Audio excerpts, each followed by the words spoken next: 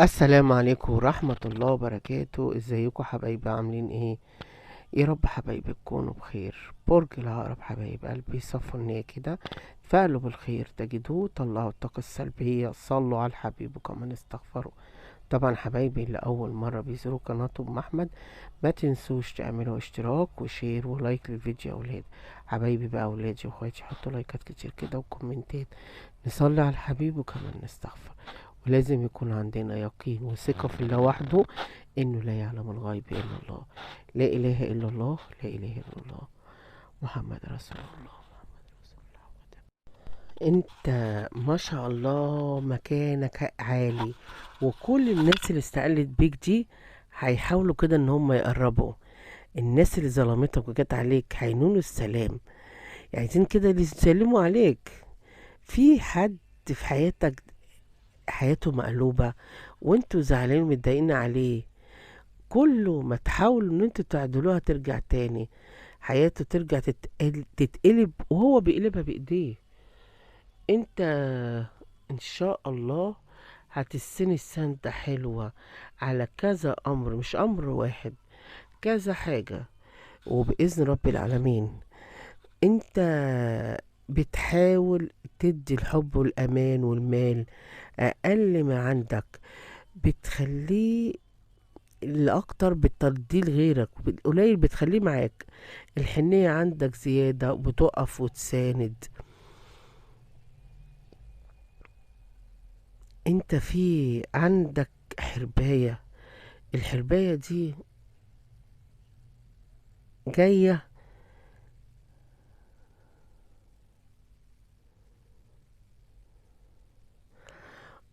جايالك من طريقين أو من عيلتين، أو جايلك من اتجاهين، في صلة بينك وبينها.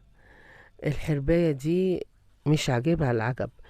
كل ما تعمل حلو تقول ان انت عملت الوحش، كل ما تعملوا خير تقول انت ما عملتوش، كل ما تقولوا كلمة حلوة تقول عليها كلمة تعملها لكم سيئة.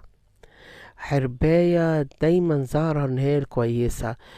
في مشكلة بينك وبين اهلك، اللي ما يعجبوش ما يعجبوش، المهم انتوا في ضيقة، في عندكم انفراجة بإذن الله. انت تعبان من كل اللي حواليك وحياتك كلها حاسس انها واقفة، وده وقته ان انت هتبقى بالنسبة لك ذكرى. انتوا حياتكوا هتتحسن للأحسن بكتير. احساسك ان انت ملكش حظ في اي حاجة ده مزعلك ومخليك متضايق. عندكوا في فرحة حلوة جايالك، الفرحة دي جايلك من حد، او في شخص هيقولك اخبار دي هتفرحك وهتفرح قلبكم. بلاش التشاؤم وبلاش الطاقة السلبية اللي مسيطرة عليك. ابعدوا عن الطاقات السلبية. انتوا بقيتوا تيجوا على نفسكوا عشان تراضي اللي حواليكوا. انتوا ظلمتوا كتير ومفهومين غلط لما بتطلعوا في العصبية.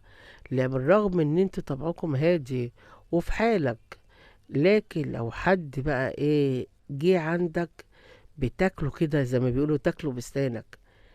يعني زي ما بيقولوا كده، يعني اللي بي ايه، اللي جه جنب القطة يجي جنب ولادها ياكلوا لها تاكلهم. ما تديش حد يمسك عليك فرصة غلط. في خلافات عندك وهتتحل بإذن رب العالمين. ايه الشريك هيخليك كده تحاول تغير عليه، او انتوا فعلا بتغيروا عليه جامد، بتغيروا من عمايل الشريك ليكوا. في ناس عايزة تشمت فيك، ما تخليش حد يفرح فيك. في رجوع شخص ليكوا وانتوا مستنينه بإذن رب العالمين. عندكوا في نقلة من مكان لمكان، الحمل زاد عليكم، انتوا بقيتوا تملوا. في حد زي ما يكون بيضايقكوا وبيجي عليكم، انتوا وقحتوا هتقوموا أقوى وأحسن من الأول. وده بإذن الله. في عندك مال جايلك، بعد تعب انت تعبت كتير وربنا هيرضيك. في سفر عندك، وفي مال المفروض كان يجيلكوا وده اتأخر عليكم، في كذا امر. ادوا يعني ادي عذر اللي قدامك، مثل العذر. حتى لما بتتعب محدش حاسس بيك، انت دايما لوحدك. آه يعني انت بتبقى واقف مع الكل بس محدش بيحس بيك. انت اللي جاي هيكون احسن، بس حاولوا كده تحسن نفسكوا. في رزق جايلك، فحاول ان انت تحسن نفسك، لان باذن الله في عندك في ترقية في عملك، او انتم مقدمين على العمل وهيكون لكم فيه خير باذن رب العالمين. عشان كده بقول لكم حاولوا تحسنوا نفسكم، لان انتوا منظورين، حتى بتبقوا بتبكوا من جواك وبتضحكوا قدام الناس، وده مش صح.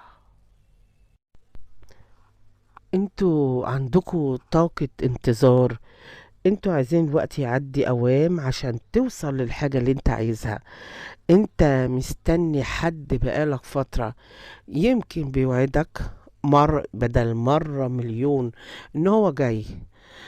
الانتظار ده ملهوش فايدة، انتظار ده مش هيجيب لكم غير وجع القلب.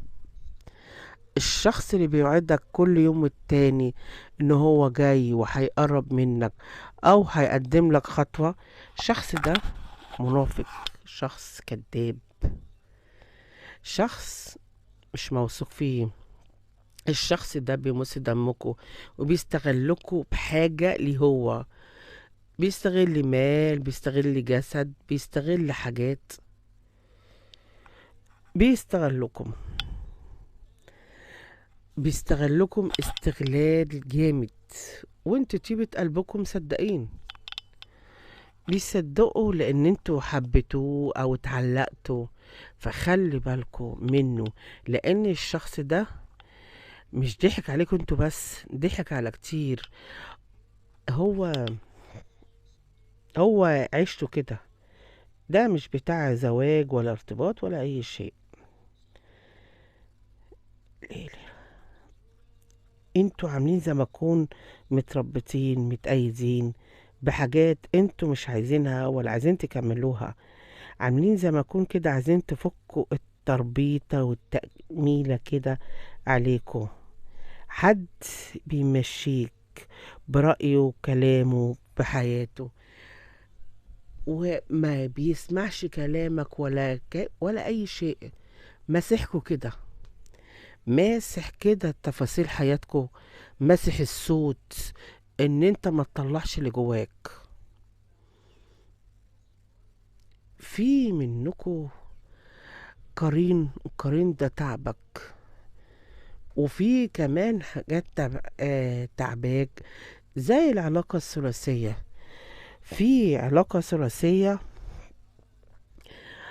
آه او منكم على علاقة فعلا علاقة ثلاثية، هتكتشفوا علاقة ثلاثية، وده اللي هيتعب نفسكم وده اللي هيؤدي تعب جسماني.